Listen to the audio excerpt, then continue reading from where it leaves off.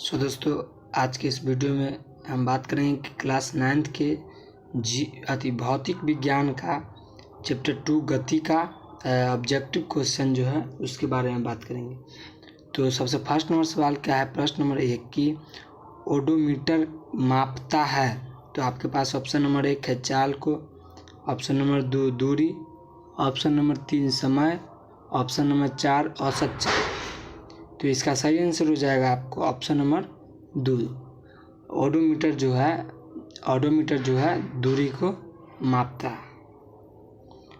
प्रश्न नंबर 2 है कि यदि किसी वस्तु का विस्थापन 0 है तो उस वस्तु द्वारा तय की गई दूरी है। तो आपके पास ऑप्शन नंबर 1 है 0, ऑप्शन नंबर 2 0 नहीं, ऑप्शन नंबर 3 ऋणात्मक और ऑप्शन नंबर 4 है कि 0 अथवा 0 नहीं भी हो सकता है। तो 2 का राइट आंसर क्या होगा आपको ऑप्शन नंबर 4 हो जाएगा, 0 अथवा 0 नहीं भी हो सकता है। अब प्रश्न नंबर 3 की बात करें। प्रश्न नंबर 3 बल एवं विस्थापन दोनों सदिश है, तो कार्य जो बल एवं विस्थापन का गुणनफल है। ऑप्शन नंबर 1 सदिश, ऑप्शन नंबर 2 अदिश, ऑप्शन नंबर 3 न तो सदिश न तो अदिश, और ऑप्शन नंबर 4 है केवल संख्या। तो इसका सही आंसर हो जाएगा आपको ऑप्शन नंबर 3 का प्रश्न नंबर 3 का सही आंसर हो जाएगा ऑप्शन नंबर 2 अदिश। प्रश्न नंबर 4 है कि निम्नलिखित में सदिश राशि कौन है। आप अगर बुक पढ़ेंगे तो आप इसका आंसर दे सकते हैं, क्योंकि ये बहुत ही इजी प्रश्न है। ऑप्शन नंबर 1 है द्रव्यमान, ऑप्शन नंबर 2 है आयतन, ऑप्शन नंबर 3 है ताप, और ऑप्शन नंबर 4 है विस्थापन। तो इसका सही आंसर क्या होगा जल्दी से आप तो इसका सही आंसर हो जाएगा ऑप्शन नंबर 4। प्रश्न नंबर 4 का ऑप्शन नंबर हो जाएगा 4 होगा। सदिश राशि पूछ रहा है इसलिए विस्थापन हो जाएगा। अब प्रश्न नंबर 5 क्या है, निम्न में से पहचाने कि त्वरण का मात्रक कौन है। आपको पहचानना है कि त्वरण का मात्रक कौन है। तो सबसे पहले 1 नंबर हो जाएगा मीटर, ऑप्शन नंबर 2 हो जाएगा किलोग्राम, ऑप्शन नंबर 3 हो जाएगा आपको किलोमीटर, ऑप्शन नंबर 4 हो जाएगा मीटर प्रति सेकंड। तो इसका सही आंसर क्या होगा जल्दी से बता सकते हैं। तो इसका सही आंसर हो जाएगा ऑप्शन 5। प्रश्न नंबर 5 का सही आंसर होगा ऑप्शन नंबर 4 मीटर प्रति सेकंड। अब प्रश्न नंबर 6 है वेग का मात्रक निम्नलिखित में से कौन है। वेग का मात्रक निम्नलिखित में से कौन है। ऑप्शन नंबर 1 मीटर प्रति सेकंड, ऑप्शन नंबर 2 किलोग्राम प्रति सेकंड, ऑप्शन नंबर 3 मीटर प्रति सेकंड स्क्वायर है, यहाँ पे स्क्वायर है, और ऑप्शन नंबर 4 निम्नलिखित में इनमें से कोई नहीं। तो प्रश्न नंबर 6 का आंसर हो जाएगा आपको ऑप्शन नंबर 1 मीटर प्रति सेकंड। प्रश्न नंबर 7 है कि किसी समय अंतराल में विस्थापन का परिमाप उस समय अंतराल में वस्तु द्वारा। ऑप्शन नंबर 1 है तय की गई दूरी की हमेशा बराबर होती है, ऑप्शन नंबर 2 है कि तय की गई दूरी से हमेशा अधिक होता है, और ऑप्शन नंबर 3 है कि तय की गई दूरी से हमेशा कम होता है, ऑप्शन नंबर 4 है तय की गई दूरी से कम हो सकता है। तो इसका सही आंसर हो जाएगा ऑप्शन नंबर 4 हो सकता है, यानी कम हो सकता है। तो अब प्रश्न नंबर 8 है कि यदि किसी वस्तु द्वारा तय की गई दूरी समय के अनुक्रमानुपाती होती है तो हम कह सकते हैं कि ऑप्शन नंबर 1 वस्तु का वेग 0 है, ऑप्शन नंबर 2 वस्तु एक समान चाल से चल रही है, अब ऑप्शन नंबर 3 वस्तु का त्वरण अचर है, ऑप्शन नंबर 4 वस्तु का वेग एक मात्र है। तो प्रश्न नंबर 8 का सही आंसर हो जाएगा ऑप्शन नंबर 2। ऑप्शन नंबर हो जाएगा आपको 2 कि वस्तु एक समान चाल से चल रही है। प्रश्न नंबर 9 यदि किसी वस्तु द्वारा तय की गई दूरी समय के अनुक्रमानुपाती होती है तो वो कहा जा सकता है। ऑप्शन 1 वस्तु शून्य वेग से चल रही है। ऑप्शन 2 वस्तु अचर चाल से चल रही है। ऑप्शन 3 वस्तु का त्वरण अचर है। और ऑप्शन 4 वस्तु का वेग एक समान है।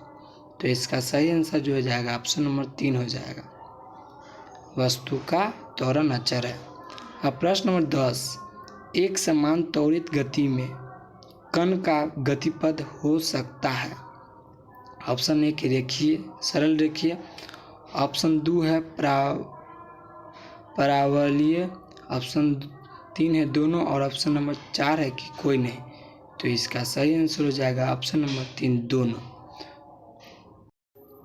अब प्रश्न नंबर 11 असमान वृत्तीय गति में त्वरण होता है। ऑप्शन नंबर 1 हो जाएगा वेग की दिशा। ऑप्शन 2 वेग की विपरीत दिशा में। ऑप्शन 3 वेग के लंबवत।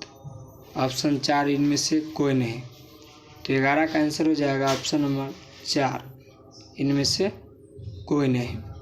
प्रश्न नंबर 12 समान वृत्तीय गति में त्वरित होता है वह असमानता ये समान है। वृत्तीय गति में त्वरण होता है। ऑप्शन 1 वेग की दिशा में। ऑप्शन 2 वेग के विपरीत दिशा में। ऑप्शन 3 वेग के लंबवत। ऑप्शन 4 इनमें से कोई नहीं। तो प्रश्न नंबर 12 का आंसर हो जाएगा ऑप्शन नंबर 3 वेग के लंबवत। प्रश्न नंबर 13 स्थिति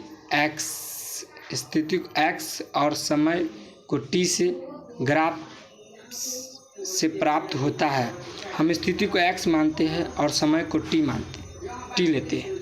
तो ग्राफ से प्राप्त होता है वेग ऑप्शन नंबर 1 वेग। ऑप्शन नंबर 2 त्वरण। ऑप्शन नंबर 3 दोनों। और ऑप्शन नंबर 4 इनमें से कोई नहीं। तो प्रश्न नंबर 13 का आंसर हो जाएगा ऑप्शन नंबर 1 वेग हो जाएगा। प्रश्न नंबर 14 कि वेग को भी मानते हैं और समय को t ग्राफ से प्राप्त होता है। ऑप्शन नंबर 1 विस्थापन। ऑप्शन नंबर 2 त्वरण। ऑप्शन नंबर 3 दोनों। और ऑप्शन नंबर 4 इनमें से कोई नहीं। तो प्रश्न नंबर 14 का आंसर हो जाएगा ऑप्शन नंबर 3 दोनों, विस्थापन और त्वरण दोनों। फिर अब प्रश्न नंबर 15 है कि त्वरण ए समय को t लेते हैं और ग्राफ से प्राप्त होता है। तो ऑप्शन नंबर 1 है कि वेग में परिवर्तन। ऑप्शन नंबर 2 है विस्थापन। ऑप्शन नंबर 3 है दोनों। और ऑप्शन नंबर 4 है इनमें से कोई नहीं। तो 15 का सही आंसर हो जाएगा ऑप्शन नंबर 1 वेग में परिवर्तन होगा। अब प्रश्न नंबर जो है 16 औसत चाल है। ऑप्शन नंबर 1 विस्थापन और समय अंतराल के अनुपात। ऑप्शन 2 है तय की गई दूरी और समय अंतराल का अनुपात। ऑप्शन नंबर 3 है कि तय की गई दूरी और विस्थापन का अनुपात। ऑप्शन नंबर 4 कि इनमें से कोई नहीं। तो प्रश्न नंबर 16 का आंसर हो जाएगा ऑप्शन नंबर 2 तय की गई दूरी और समय अंतराल का अनुपात। प्रश्न नंबर 17 औसत वेग है। ऑप्शन नंबर 1 विस्थापन और समय अंतराल का अनुपात। ऑप्शन 2 तय की गई दूरी और समय अंतराल का अनुपात। ऑप्शन 3 तय की गई दूरी और विस्थापन का अनुपात। ऑप्शन 4 इनमें से कोई नहीं। तो प्रश्न नंबर 17 का आंसर हो जाएगा ऑप्शन नंबर 1।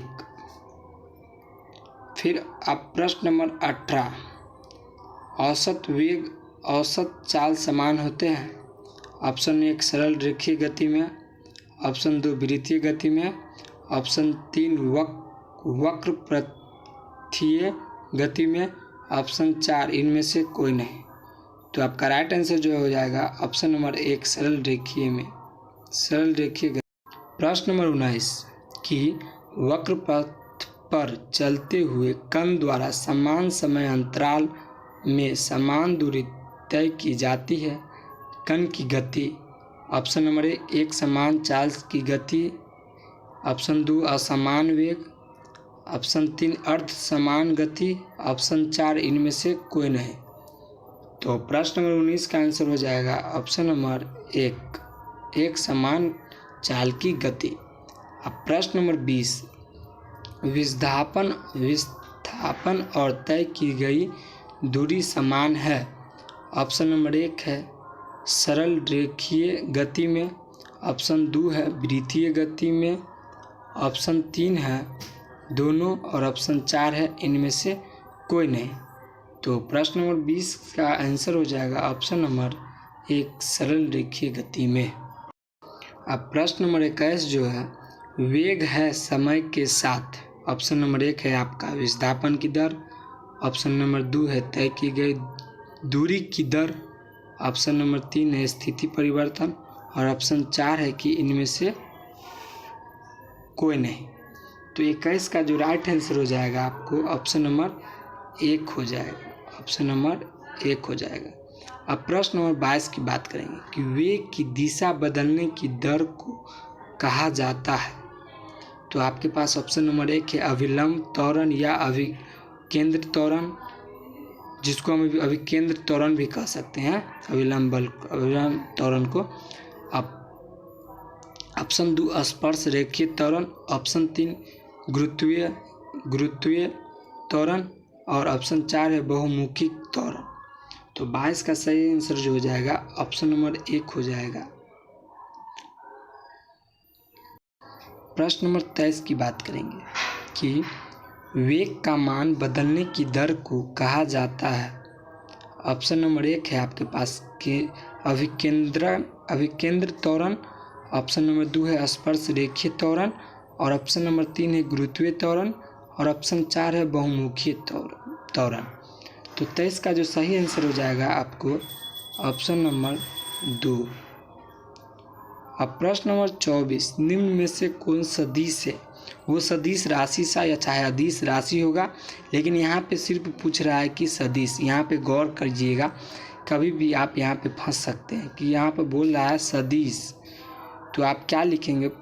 ऑप्शन नंबर 1 हो गया विस्थापन हो गया, ऑप्शन 2 चाल, ऑप्शन 3 त्वरण, ऑप्शन 4 भार। तो आपका जो 24 का राइट आंसर जो हो जाएगा ऑप्शन नंबर 2 हो जाएगा, ऑप्शन नंबर 2। अब प्रश्न नंबर 25 क्या है? विस्थापन की दर है। ऑप्शन 1 चाल है, ऑप्शन 2 त्वरण, ऑप्शन 3 वेग, ऑप्शन 4 दूरी। तो 25 का राइट आंसर हो जाएगा आपको ऑप्शन नंबर 2 त्वरण।